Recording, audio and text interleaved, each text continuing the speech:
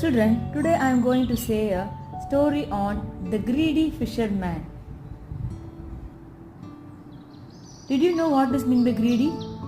Yes, the person who wants everything in the world and wants the things of another person is called greedy, and he is very unhelpful. Means he will not help anyone and he is never liked by anyone. Let's see what happens in the story of greedy fisherman.